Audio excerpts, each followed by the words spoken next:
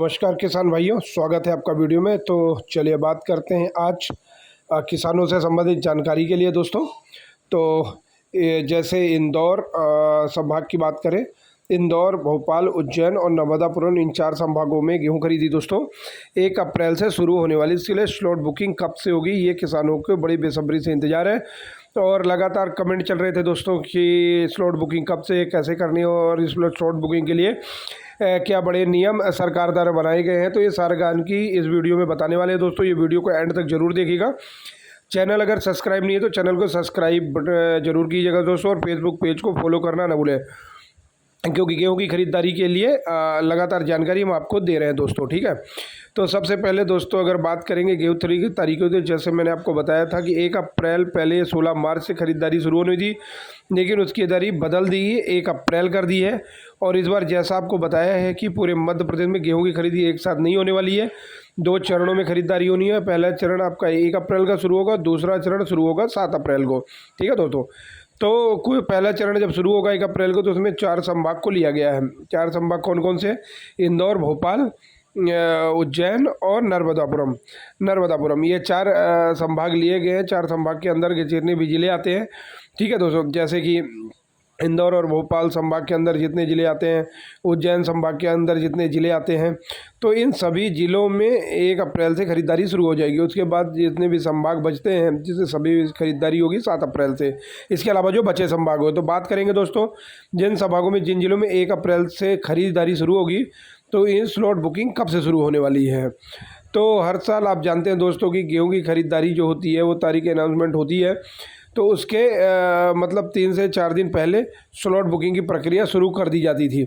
लेकिन अभी करंट में चल गया रहे, अगर करंट अपडेट की बात करूं तो अभी कुछ जिलों के रिपोर्ट्स अगर देखो, फेसबुक में अगर खाद्य विभाग से पोस्ट की गई उनमें अगर देखो, तो ऑफिशियल पोस्ट में अगर ये देखेंगे कि अभी जो वेयर हाउस पे मैपिंग का काम है वो चल रहा है, और आपके क्षेत्र में कौन से वेयर हाउस में गेहूँ लेंगे जाएंगे, इसके लिए उनकी मीटिंग की जाती है।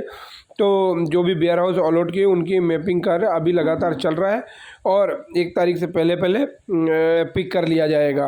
अभी देखिए, जब तक मैपिंग नहीं होगी तब तक स्लॉट बुकिंग की प्रक्रिया भी स्टार्ट नहीं होने वाली। तो 1 अप्रैल से जिन संभागों में, जिन जिलों में खरीदारी शुरू होगी, तो उनकी जो मैपिंग का कार्य है वो लगभग 25 से 26 मार्च तक कंप्लीट कर लिया जाएगा। और जैसे ही मैपिंग पूरी हो जाएगी आप स्लॉट बुकिंग स्टार्ट कर सकते हैं, यानी कि MP उपार्जन पोर्टल पे आपको स्लॉट बुकिंग का ऑप्शन देखने को मिल जाएगा।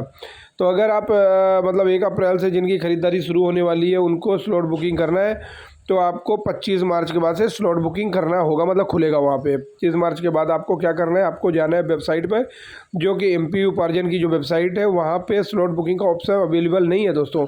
25 मार्च के बाद जैसे मैपिंग हो जाएगी वेयर हाउस की, तो उसके बाद वहाँ पर ऑप्शन आपको दिख जाएगा, ठीक है, क्लच स्लॉटिंग बुकिंग का, ठीक है।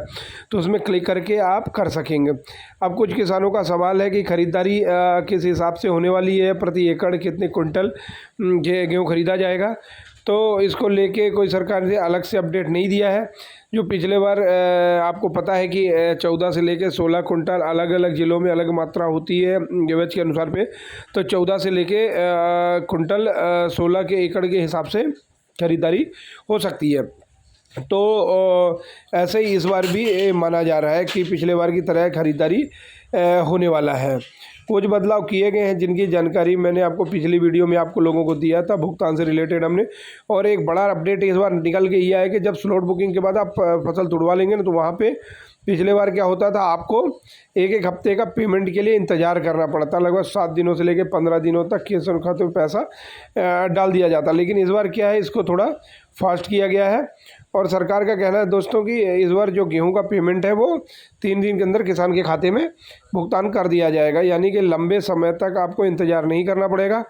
48 से 72 घंटे के अंदर गेहूं का पेमेंट DBT के जरिए किया जाएगा। ये ध्यान रखना है, DBT के माध्यम से ही होगा। DBT यानी कि आपका आधार कार्ड से जो बैंक खाता लिंक है उसी में आपका पैसा आएगा, और उदाहरण के रूप में अगर समझोगे ना, तो जो हाल ही में पीएम किसान सम्मान निधि योजना की जो 2,000 रुपये जिस खाते में आपके आई है ना, उसका मतलब यही है कि मान लीजिए आपके 2-3 खाते हैं बैंक ऑफ इंडिया में, एसबीआई में या बैंक ऑफ बड़ौदा में है, तो अलग अलग 2,000 रुपये बैंक ऑफ इंडिया में आए ना, तो इसका मतलब ये है कि गेहूँ का जो पैसा आएगा ना, वो भी उसी में आएगा, उसी खाते में, क्योंकि आधार कार्ड बैंक ऑफ इंडिया से लिंक है, समझिए। इसके बाद डीबीटी से आसानी से समझ सकते हैं। आपको लगता है कि डीबीटी अगर गलत हो चुका है तो आप एमपीएससी की वेबसाइट में जाके घर उसे चेंज कर सकते हैं, डीबीटी बदल दीजिए, पूरा प्रोसेस, मतलब एक बनाया था, वीडियो है मेरा, जाके देख सकते हैं। और इसके अलावा दोस्तों अगर बात करो किसान भाइयों, तो स्लॉट बुकिंग में जो मोबाइल नंबर आपका पंजीयन में दिया होता है उसी पर ओटीपी आ जाएगी। इस बात का आपका विशेष ध्यान रखना है। स्लॉट बुकिंग करते समय ओटीपी आता है, और ओटीपी बहुत सारे किसानों को कन्फ्यूजन रहता है कि हमारा जो आधार कार्ड में लिंक है उसमें ओटीपी आएगा, तो बता देते हैं। तो आधार कार्ड से जो रजिस्टर्ड मोबाइल लिंक होता है उसमें केवाईसी रहता है। स्लॉट बुकिंग के लिए पंजीयन में जो मोबाइल नंबर दिया जा रहता है उसमें ओटीपी आएगा, इस बात का विशेष ध्यान रखना। और पंजीयन पे एक ही मोबाइल नंबर, और एक पंजीयन का अगर मोबाइल नंबर दे दिया है तो फिर उस नंबर को दूसरे पंजीयन पे नहीं दिया जा सकता, ये ध्यान रखिएगा। एक पंजीयन पे एक ही मोबाइल नंबर दिया जाता, क्योंकि जो स्लॉट बुकिंग किया जा सकता है। तो जब भी आप स्लॉट बुकिंग करने जाए तो ओटीपी का विशेष ध्यान रखिए, ओटीपी उसी नंबर पे आएगा जो पंजीयन पे नंबर लिखा जाएगा। तो किसान कोड के माध्यम से ओटीपी के जरिए अपना स्लॉट बुकिंग कर सकते हैं। मैं स्लॉट बुकिंग की पूरी जानकारी वीडियो बना के देने वाला हूँ दोस्तों। जैसे ही मैंने बताया ना, 25 मार्च के बाद 1 अप्रैल से जैसे खरीदारी वहाँ पे स्लॉट बुकिंग स्टार्ट हो जाएगा, जहाँ पे 7 तारीख से वहाँ से 1 अप्रैल के बाद से स्लॉट बुकिंग शुरू किया जाएगा। जो भी मैपिंग का काम चल रहा है, तो पहले मेकिंग का काम पूरा होगा, उसके बाद यहाँ पे स्लॉट बुकिंग की प्रक्रिया को किया जाएगा दोस्तों। तो किसान भाइयों, अगर आप देखेंगे इसमें गेहूं खरीदारी से रिलेटेड अगर किसी भी तरह का सवाल होता है, बहुत सारे सवाल होते हैं, कमेंट के माध्यम से मिलते रहते हैं किसान भाइयों के, तो कमेंट के रिप्लाई करके जवाब देते हैं उसमें। लेकिन अगर आपके कोई ऐसे सवाल है तो कमेंट करके ज़रूर मुझे, गेहूँ खरीदारी से रिलेटेड बहुत सारे किसानों के सरसों और चना से रिलेटेड सवाल है। तो मैं आपको बता दूँ 20 फरवरी से पंजीयन चल रहे हैं और 20 मार्च तक उनके पंजीयन चलने वाले हैं। तो अगर आप तक अभी तक सरसों के लिए या फिर चने के लिए पंजीयन नहीं करवाया है, तो आप 20 मार्च लास्ट डेट है, पंजीयन करा सकते हैं आप। उसके बाद आपका पंजीयन नहीं होगा। बहुत सारे किसान गेहूँ पंजीयन से वंचित रह जाते हैं। कुछ किसानों के कमेंट आए थे कि उसमें उन्होंने कहा है कि हमारे पंजीयन नहीं हुए हैं, तो पंजीयन कैसे कराएं। तो उनको बता देते हैं कि दोस्तों पंजीयन की डेट निकल चुकी है, 10 अप्रैल, ठीक है, 10 मार्च को लास्ट डेट थी वहाँ पे। और अब देख लीजिए कि अगर कोई छूट चुके हैं तो आपको अगर सरकार कुछ ऑप्शन देती है करवाने के लिए, बढ़ाती है, तो आप करवाते। अन्यथा जो देखिए, जिन लोगों का पंजीयन गलत हो चुका है या चेंजेस कराने, उनके लिए संशोधन की डेट आ सकती है, वो संशोधन करा सकते हैं। कि बहुत सारे किसानों के बैंक अकाउंट गलत डल गए, या समग्र आईडी गलत डल गई, या मोबाइल नंबर गलत डल गए, तो ऐसे कुछ निकल के आता है। तो आप संशोधन डेट में उसको चेंज करा सकते हैं। आप किसान ये भी पूछ रहे थे कि संशोधन की डेट कब आएगी। तो देखिए, जहाँ से आपने पंजीयन कराया है सहकारी समिति की वेबसाइट से या केंद्र पर जाके या जहाँ पे, तो संशोधन की डेट आपको वहीं से पता कर सकते हैं।